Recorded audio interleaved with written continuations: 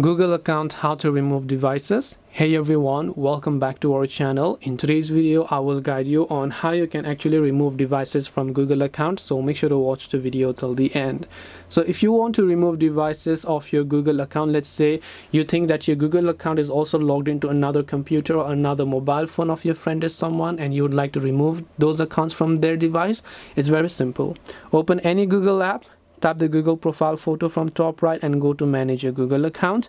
From here onwards, you want to simply go to this option here known as security, and when you come to the security tab, just scroll down a little bit further below. You'll find a section called your devices. So now you can tap on manage all devices, where you'll be able to see a list of devices where your Google account is actually logged in. So if you don't recognize a certain device, you can tap on that device here, and then you can just tap the sign out option.